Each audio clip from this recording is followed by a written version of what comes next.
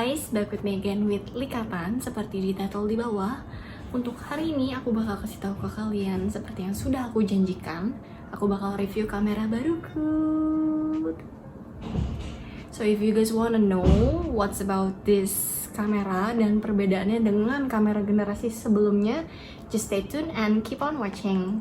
Bye bye. Oke, jadi pertama-tama di sini buat kalian yang baru di channel aku, jangan lupa untuk subscribe karena seperti kata youtuber lainnya, kalau subscribe itu gratis guys. Jadi jangan lupa untuk subscribe dan help me to reach 1000 subscribers. Aku ini baru aja beli kamera Canon G7X Mark III.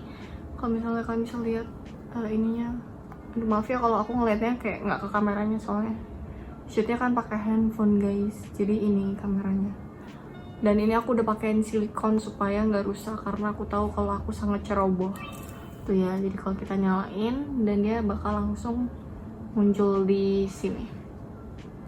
Dan ini aku belum atur sih daytime and zone-nya karena aku belum pakai kameranya sama sekali kan, karena ini aku baru beli dan aku langsung mau review aja ke kalian. Tapi aku bakal kasih tahu ke kalian kalau di sini aku bukan technology expert, jadi aku nggak bisa banyak menunjukkan apa ya, review-review kayak memang orang-orang yang mengerti tentang kamera itu seperti apa ya. Karena aku membeli kamera ini atas dasar aku tahu ini bagus. Yang sebelumnya, yang Mark II-nya itu bagus buat vlogging. Aku udah tahu dari 2018 sampai 2019 katanya ini adalah kamera vlogging terbaik. Jadi sebenarnya ada sih yang lebih baik juga dan harganya juga mirip-mirip. Ada yang lebih mahal banget, tapi yang aku tahu tuh Sony RX100 itu juga katanya bagus. Tapi Sony RX100 itu yang aku tahu untuk warnanya itu cenderung perlu diedit lagi gitu ya, supaya lebih selaras gitu sama real colornya gitu. Sedangkan kalau Canon itu enggak. That's why karena aku nggak ngerti cara editing color video, aku memilih untuk ya udah beli Canon aja supaya lebih mudah penggunaannya. Dan karena Canon mengeluarkan Mark III, RX juga mengeluarkan versi RX100 Mark berapa gitu atau apa gitu, pokoknya ada yang baru. Nanti aku bakal tulis di sebelah sini, atau di sebelah sini aku bakal tunjukin gambarnya juga ke kalian. Kamera itu bagus banget, tapi harganya 2 kali dari kamera ini, which I cannot afford that because it's too expensive gitu. Dan itu memang berdasarkan review yang aku baca-baca itu memang jauh lebih bagus daripada ini. Tapi untuk kebutuhanku saat ini, aku merasa ini sudah sangat bagus seperti itu. Oke, too much information di awal. Kita bakal mulai masuk ke reviewnya. Aku bakal izin untuk lihat catatan aku back at it again karena aku ada bikin catatan di sini. Aku udah research gitu kan perbedaannya G7X Mark III dan Mark II itu apa, karena seharusnya kalian bertanya-tanya, right? Jadi aku udah ada catatan di sini. Oke. Jadi aku bakal mulai dengan kelebihan dari masing-masing produk dulu. Aku bakal mulai dari kelebihan G7X Mark II. Untuk saat ini update yang aku dapat bahwa G7X Mark II itu memang jauh lebih murah harganya untuk didapat ketimbang yang Mark III. Dan kayaknya waktu launching juga Mark II nggak semahal Mark III sekarang, which di angka 9 juta lebih seperti itu. Nah, dan di Mark II itu ada NFC, dan NFC ini tuh berguna buat pairing kameranya sama handphone gitu. Terus di Mark II itu ada dia itu ada shoots buat video itu ada yang 24 fps ya, kalau aku nggak salah gitu. Maaf banget kalau misalnya banyak salah info. Pokoknya nanti semua detailnya aku bakal taruh di sebelah sini atau di sebelah sini, jadi kalian bisa baca aja lebih detailnya seperti apa yang aku omongin. Nah, dari yang aku dapet untuk kelebihan Mark II hanya di 3 hal tersebut. Sisanya memang masih lumayan banyak kalah daripada Mark III, karena yang namanya upgrade pastikan banyak penambahan dong, dan pasti memenuhi kekurangan yang tidak ada di Mark II seperti itu. Nah, kalau untuk di Mark III yang aku dapat itu untuk di Mark III ini sendiri kita bisa nge-shoot vertical video, which kalau di Mark II kalau kita shoot vertical video itu dia bakal otomatis berubah jadi landscape lagi gitu, jadi perlu diedit lagi di video editornya supaya dia tetap vertical. Sedangkan kalau di Mark III sama sekali nggak perlu, dia kalau kita shootnya vertical ya udah dia akan hasilnya tetap vertical kayak gitu. Dan kalau di Mark III itu bisa shoot 4K. Terus di Mark III juga ada built-in Bluetooth, terus ada fast startup, jadi dia tuh nyalanya tuh lebih cepat daripada Mark II. Terus dia memang lebih cepat aja sih untuk prosesornya, karena kan dia Digic-nya juga baru ya, Digic 8. Terus dia ada external mic jack, nih ada di sebelah sini ada external mic jack. Terus dia longer exposure, jadi memang kalau dibandingin kamera ini di saat exposure rendah itu cepet banget gitu buat perubahan warnanya, sehingga dia warnanya bagus gitu, dia cepet sih untuk yang ini. Terus dia itu lebih ke burst mode, dia tuh banyak banget upgrade-nya ya, dia faster burst mode itu. Terus ada banyak lagi, ntar aku bakal cantumin di sini karena jujur aku nggak bisa terangin apa yang dimaksud dengan burst mode dan kelebihan barunya karena aku juga nggak ngerti. Terus dia ada slow motion video. Terus dia ISO-nya itu standarnya itu sama kayak Mark II, tapi dia sekarang udah ditambah jadi kayak bisa lebih sampai ke 25.600 kalau aku nggak salah. Terus dia ini faster shooter. Terus kayak yang tadi udah aku bilang, dia new processor dari Digic 7 ke Digic 8. Terus dan di kamera ini dia itu bisa live stream YouTube. Aku belum mencoba sih, cuman itu yang bagus menurutku karena kedepannya aku punya rencana untuk mau live stream gitu guys. Terus di sini dia chargingnya juga keren banget, jadi tanpa selain kalian harus ngecas baterainya dicopot di sini, kalian juga bisa charging pakai USB Type C. Nih, kalau kalian bisa lihat ya. USB Type C, jadi kalian bisa ngecas kameranya tanpa harus copot baterainya. Terus kalau mau dicopot baterainya juga bisa, dia tetap akan ngecas kayak gitu. Jadi kalau misalnya ya itu mungkin bagusnya dia bisa live stream, jadi sambil ngecas bisa sambil dipakai gitu kan, jadi ya kualitas videonya nggak jelek. Oke, selanjutnya kita akan membahas common strengths dari Mark II dan juga Mark III. Common strengths-nya adalah image stabilization dari kamera ini memang sangat diacungi jempol. Itu nggak bisa dibohongin. Kalau kalian bisa lihat dari video-video reviewer lainnya, memang waktu dibawa lari atau dibawa bersepeda dia benar-benar mulus banget gitu loh guys. Terus kalau misalnya kalian jalan juga dia nggak akan yang bumpy sampai gimana banget.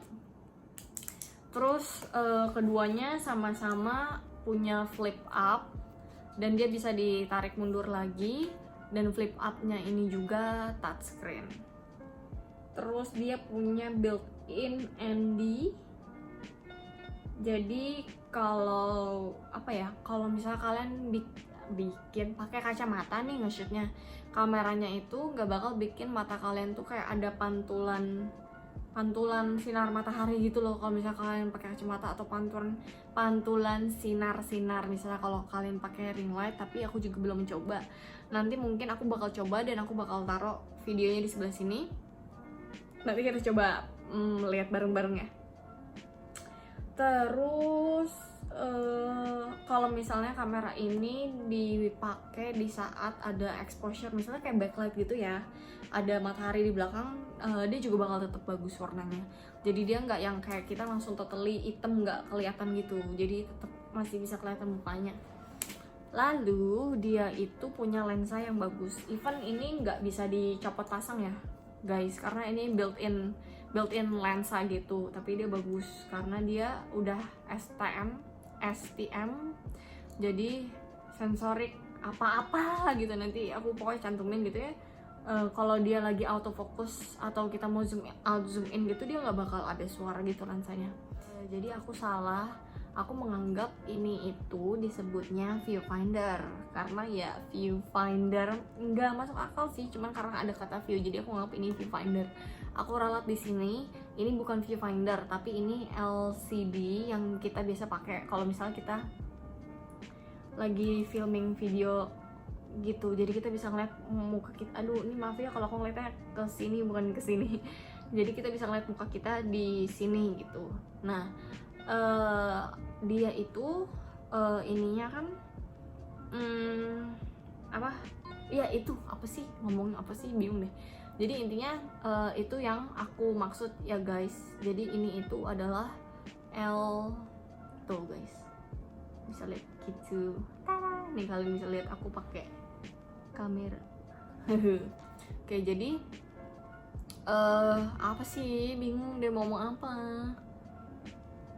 Oh, jadi aku itu bukan viewfinder ya guys, maksudnya itu lensa, bukan lensa, LCD-nya gitu yang dipakai buat ngeliat gitu.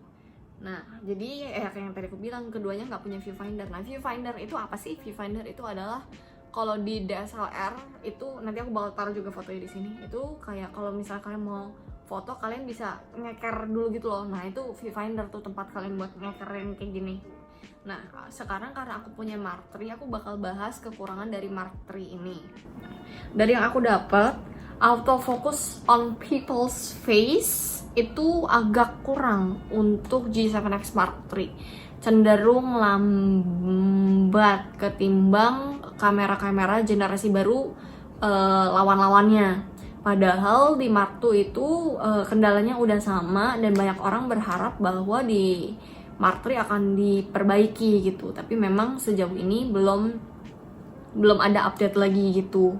Terus di Mark III seperti yang tadi aku bilang itu dia tuh nggak bisa nge-shoot video 24p atau fps. Aku juga maaf banget kalau salah, karena dia cuman ada di 30 dan 60 if I'm not mistaken ya guys. Dan kalau Mark III ini, kalau kalian shoot video pakai 4K, dia nggak bisa lebih dari berapa puluh menit. Memang bentar doang, dan dia itu bisa overheat. Dan kalau pakai slow motion, dia juga bisa overheat. Jadi memang kalau nggak penting-penting banget atau perlu-perlu banget untuk dipakai, ya pakai HD aja, nggak usah pakai 4K atau slow mo gitu. Karena kan sayang juga nanti kalau misalnya overheat, kalian harus nunggunya lumayan lama, kayak bisa 10-15 menit dulu katanya supaya dia balik ke mode semula, jadi semua segala macam. Nah, karena aku tadi sempat state kalau kekurangan dari Mark III adalah autofocus yang agak minim, jadi aku udah ada baca review-review orang dan aku mau kasih tahu ke kalian nih hack-hacknya supaya autofocusnya itu bisa bagus. Nah, autofocusnya itu kalau yang aku dapet itu kita bisa pakai di sini. Mana sini kebaliknya sih? Nah, kita bisa pakai di sini AFL autofocus lock. Coba aku tunjukin ya ke kalian. Ini yang AF. Nah, nih ya bagusnya dia juga, dia tuh lensanya bakal langsung otomatis masuk ke dalam, tapi kameranya itu masih nyala guys. Jadi ya supaya mungkin nggak merusak lensa ya. Di bagian AF operation kalian harus, jelas gak sih? Di bagian AF operation kalian harus nyalain servo AF, karena ini katanya itu lebih bagus.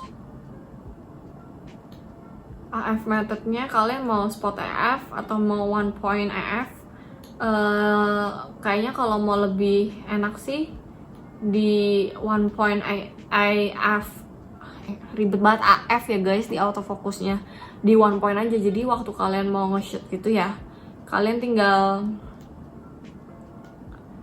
ini aja, coba ya, kalian tinggal